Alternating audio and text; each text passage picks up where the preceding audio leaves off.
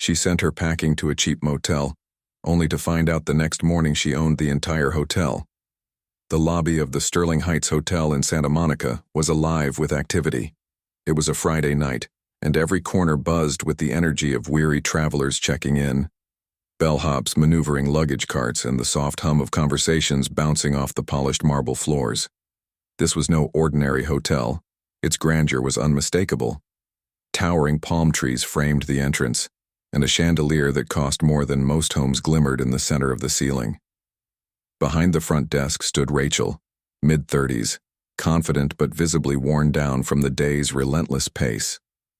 She had spent the last 12 hours juggling demanding guests, last-minute room requests, and the occasional irate caller who swore their reservation was somehow lost. Tonight, Rachel was in no mood for more surprises. Her uniform, crisp in the morning, now bore the faint wrinkles of a long shift, and her patience was threadbare. It was in this controlled chaos that the lobby doors opened once more. A woman walked in, unremarkable at first glance, dressed in an oversized hoodie, faded jeans, and well-worn sneakers. She carried no luggage, just a leather messenger bag slung over one shoulder. The woman paused, scanning the room as if searching for something or someone. Her appearance barely turned ahead. Guests continued their conversations and staff moved about with purpose. She was just another late-night walk-in. But there was something about the way she carried herself.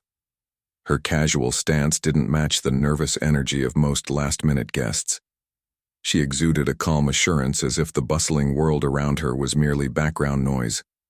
The receptionist noticed her too, but not for her quiet confidence. Instead, it was her disheveled appearance that caught her eye and sparked her judgment. Rachel gave a quick glance toward the woman as she approached the desk, suppressing a sigh. She could already feel her irritation bubbling to the surface.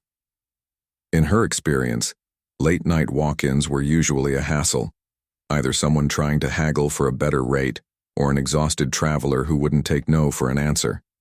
And judging by this woman's appearance, she thought she knew exactly which category she'd fall into. "Good evening," the woman said, her voice melodic and unassuming. "I'd like to book a room for the night, please." Rachel forced a smile, the kind that barely reached her eyes.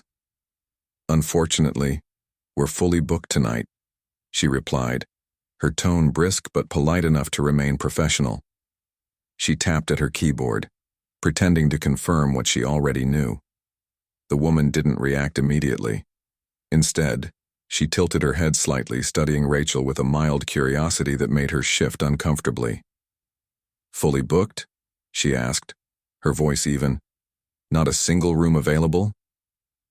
Rachel stiffened, sensing a potential argument brewing. "That's correct. We've had a very busy day and all our rooms are occupied." She motioned toward the lobby full of guests, as if to reinforce her point. "There's a motel a few blocks down.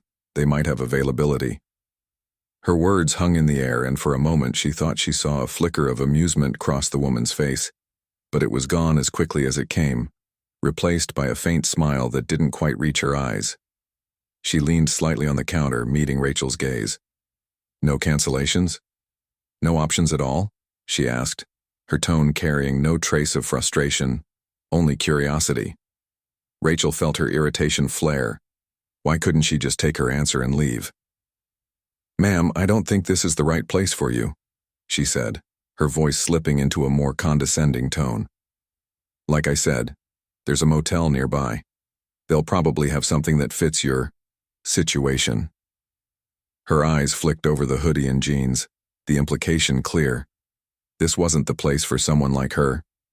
The woman straightened, her expression unreadable now.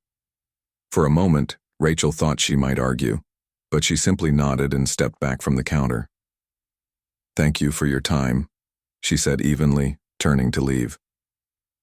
She walked toward the lobby's seating area instead of heading for the exit, settling into a corner chair with a clear view of the front desk. Rachel couldn't help but glance her way every so often as she continued her work. What was she doing? Why hadn't she left? She couldn't shake the feeling that there was more to this woman than met the eye, but she quickly dismissed it.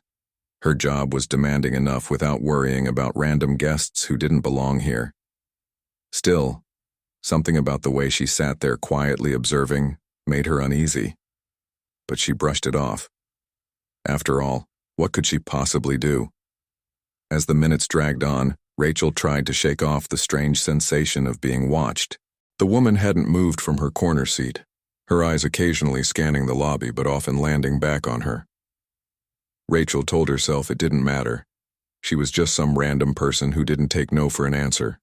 Nothing more. Still, her frustration grew with every sideways glance. By the time the clock struck 11, the lobby had begun to quiet down. The crowd of guests dwindled, leaving Rachel with a manageable workload. She let out a sigh of relief, glad that her shift was nearing its end. The thought of finally sitting down with a glass of wine at home was the only thing keeping her going. But her relief was short-lived. "Excuse me," the woman said, standing at the desk again. Her sudden approach startled Rachel, though she quickly masked it with her usual practiced professionalism, or at least what was left of it after a long day. "Yes," she said, her tone sharper than she intended. She didn't bother forcing a smile this time. "I'm sorry to bother you again," the woman said, her voice still calm and composed. "But I couldn't help noticing that a few guests seemed to have just checked in. Are you sure there's no room available?" Rachel felt her patience snap. "Ma'am, I've already explained this to you," she said, crossing her arms. "Those guests had reservations, which is why they got rooms. I don't know what else to tell you." The woman nodded, unfazed by her irritation. "I see," she replied thoughtfully. "And if I wanted to make a reservation for tomorrow night, would that be possible?" Rachel blinked, caught off guard. "Tomorrow?" she repeated. "Yes, is there availability tomorrow?" the woman asked, her voice still maddeningly calm. Rachel frowned, her fingers flying across the keyboard as she checked the system. "We have rooms available tomorrow," she admitted reluctantly, "but I'm not sure what difference that makes for you tonight." "It makes no difference," she said with a small smile. "But it's good to know." Rachel's irritation spiked. Her tone felt almost smug, though she couldn't quite pinpoint why. "Look, I don't have time for this," she snapped, her voice louder than she intended. "If you don't have a reservation and you can't afford to stay here, then maybe you should stop wasting both our time and go to that motel I told you about." The words hung heavy in the air. The woman's expression didn't change, but something in her eyes shifted. She gave a small nod, almost imperceptible, before stepping back again. "Understood," she said simply. Without another word, she returned to her seat in the corner of the lobby, her composure intact. Rachel felt a flicker of guilt, but she quickly squashed it. She wasn't her problem. She had done her job, and that was that. Or so she thought. But the way she watched her, quiet and composed, left a strange feeling she couldn't quite ignore. As the minutes turned to hours, Rachel went about her work, but she couldn't fully ignore the woman in the corner. She didn't cause any disruptions, in fact she barely moved, just sat quietly with an air of calm that somehow felt unnerving. Occasionally her gaze would drift toward the front desk, as if she were mentally cataloging every detail.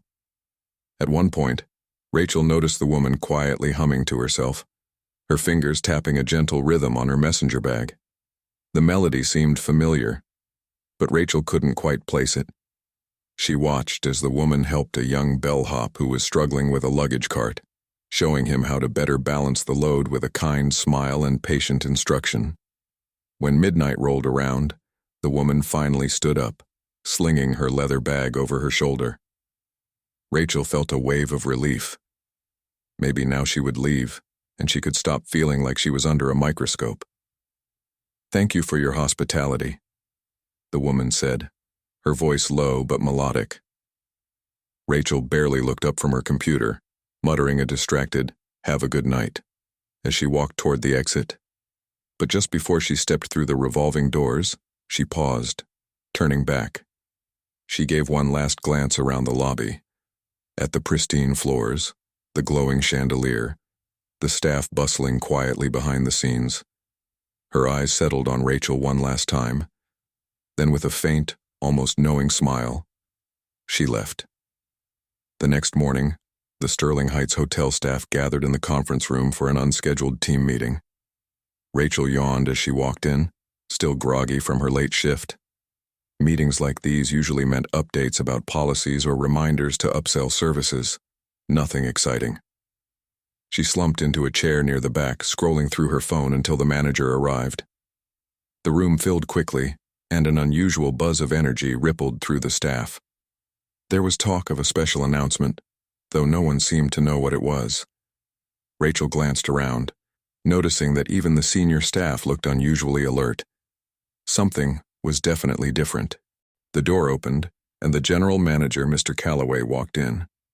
His usual confident demeanor was amplified by the presence of a woman following closely behind him. Rachel's stomach dropped. It was the same woman from last night, the one she had dismissed and sent packing. But now she looked completely different, dressed in an elegant blazer and skirt, her blonde hair styled perfectly, her presence commanding yet approachable. "Good morning, everyone," Mr. Calloway began, his voice cheerful but professional. "I hope you're all doing well. We have a very special guest with us today, someone who has taken a great interest in the operation of this hotel." Rachel's mind raced. Was this some sort of complaint? Had this woman come back to make a scene about how she had treated her? Her heart pounded in her chest as she sank lower into her chair. "Allow me to introduce Ms. Taylor Swift," Mr. Calloway said, beaming, "the new owner of Sterling Heights Hotel." The room fell completely silent. Every set of eyes turned toward the woman Rachel had dismissed so harshly the night before. She gave a small wave to the room, her face warm but carrying the same knowing look she'd worn the previous evening. Rachel froze, her breath caught in her throat. Taylor Swift. She had humiliated Taylor Swift. Her mind reeled as snippets of last night's encounter replayed like a nightmare. The woman she'd assumed was just another unkempt walk-in was now standing in front of the entire staff as their boss. Taylor stepped forward, her hands clasped loosely in front of her.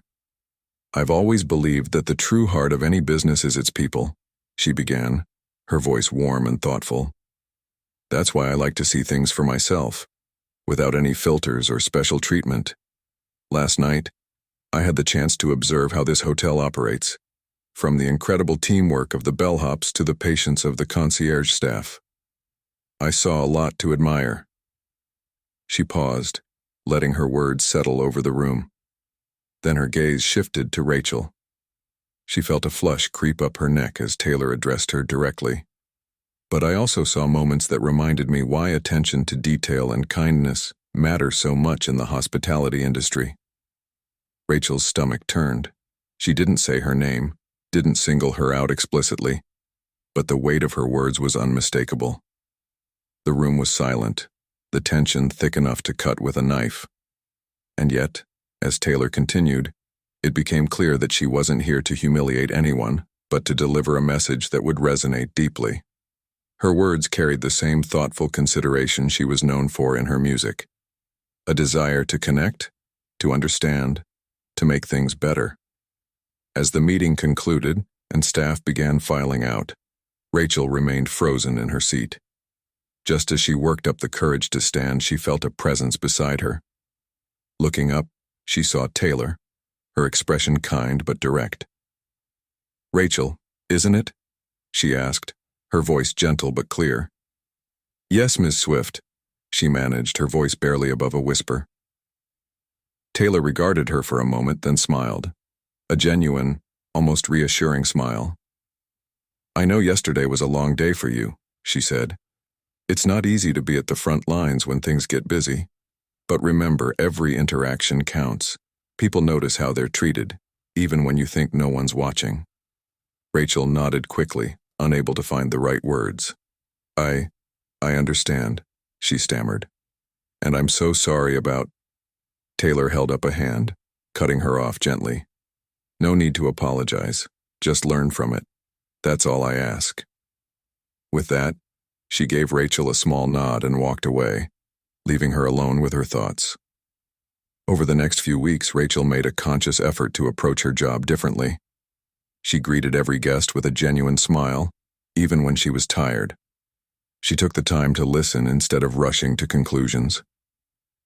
And slowly, she began to notice the impact. Guests responded warmly, colleagues started to rely on her more, and the job that once felt like a grind now carried a renewed sense of purpose. The story of the mysterious owner became a quiet legend among the staff. No one knew when Taylor might return, but the possibility kept everyone on their toes. For Rachel, though, the encounter wasn't about fear of being watched. It was a reminder of the kind of person she wanted to be. And so, as Rachel went on to become a pillar of excellence at Sterling Heights, the moral of the story became clear. It cost nothing to be kind, but the rewards can be life-changing. If you enjoyed this story, don't forget to like, comment, and subscribe for more tales that inspire and resonate. Thank you for watching, and we'll see you next time.